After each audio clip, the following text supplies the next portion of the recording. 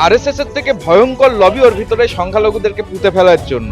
রাজ্যের যিনি বর্তমান প্রেসিডেন্ট, সম্পূর্ণ তারই এটা অবদান বলে আমি মনে করি। সংখ্যালঘুদের এইভাবে দমিয়ে রাখা, এরা আরএসএস এর মতনই একটা যেন মুসলিমদেরকে কোণঠাসা করার চেষ্টা করছে। আমরা এখন দেখছি যেন কংগ্রেস তৃণমূলের সঙ্গে মিলে থাকতে চাইছে, তাহলে তাদের উদ্দেশ্য কি? কংগ্রেসটা আসলে কি চাইছে এরা নিজেও জানে না। আপনি মানে কংগ্রেস ছেড়ে জেইউপি দলে যোগদান করলেন কেন?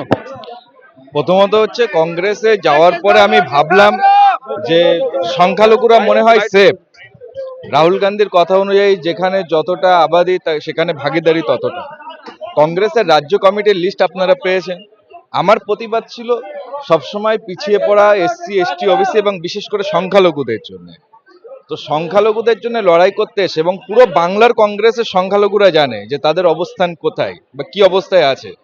কংগ্রেসটা আসলে কি চাইছে এরা নিজেও জানে না, এবং আরএসএস এর থেকে ভয়ঙ্কর লবি ওর ভিতরে সংখ্যালঘুদেরকে পুঁতে ফেলার জন্য।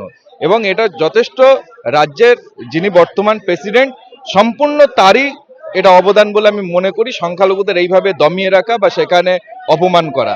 অতএব এই চক্র তিনি কেন করছে আমি জানি না। এরা আরএসএস এর মতনই একটা যেন মুসলিমদেরকে কোণঠাসা করার চেষ্টা করছে। তো যে সংখ্যালঘুদের কাজ করতে সে করতে পারছি না, সেজন্য আমি একা নয়, রাজ্য জুড়ে সংখ্যালঘু যারা কংগ্রেসে আছে তারা আগামী দিন প্রত্যেকে বেরিয়ে আসবে, কেউ থাকবে না। তাহলে এখানে এসে আপনি যে কাজ করতে এসেছেন সেই কাজটা করতে পারবেন জেইউপি থেকে মনে হচ্ছে?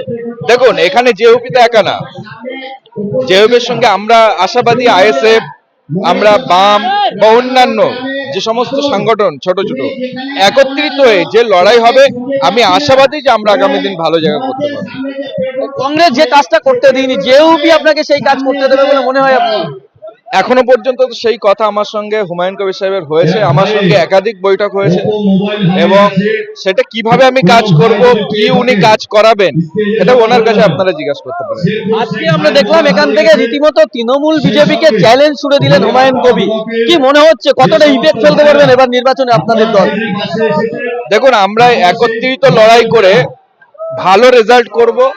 বিশেষ করে মুর্শিদাবাদ, মালদা, উত্তরবঙ্গ আমরা বহু সিট পাবো, এবং আমরা আমাদের দলকে, দেখুন সবাই কারোর প্রোডাক্ট খারাপ কেউ বলতে পারে না। আমরা আমাদের জায়গায় মানুষের যে উৎসাহ আপনারা দেখেছেন, গোটা রাজ্য জুড়ে আমাদের যে মানুষের আবেগ সংখ্যালঘুদের, নিশ্চিতভাবে আমরা বড় একটা কোনো জায়গায় এই দলকে নিয়ে যেতে পারবো, আশাবাদী। আরেকটা বিষয় যেটা আপনি কখনো কংগ্রেস করছেন, কখনো জেইউপি করছেন, তো মানুষের বিশ্বাসযোগ্যতা তো হারিয়ে ফেলছেন আপনারা, যে আপনার কোনো জায়গায় স্থির থাকছেন না, কখনো মিম করছেন। না না না, এটা ভুল।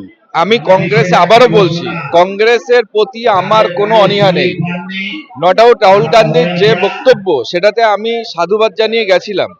আমাদের রাজ্যের কংগ্রেসের যে ভূমিকা, আমরা কাজ করতে এসেছি তৃণমূল বিজেপির বিরুদ্ধে। আমরা এখন দেখছি যেন কংগ্রেস তৃণমূলের সঙ্গে মিলে থাকতে চাইছে, তাহলে তাদের উদ্দেশ্য কি?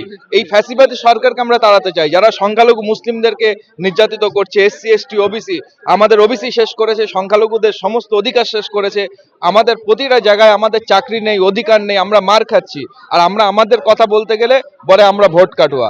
কেন? উনি সরকারি টাকায় মন্দির করবে, সরকারি টাকায় উনি খেলাধুলো করে বেড়াবে। আর আমরা আমাদের যদি একটা মসজিদ হুমায়ুন কবির করে, আরে বাবরি মসজিদ আবেগ মুসলিমদের, যদি এই আবেগের জায়গায় উনি মনে করেন তার বার করে দেবে, তাহলে আমরা অবশ্যই এক হব সংখ্যালঘুরা। যে আমাদের যদি একটা মসজিদ করতে এই মুখ্যমন্ত্রী বিরোধী হয়, আর তিনি নিজে মন্দির করে বেড়াবে চারটে, তাতে প্রবলেম নেই। আমরা একটা করলে দোষ, অথবা আমরা একটা না 100টা করব মসজিদ।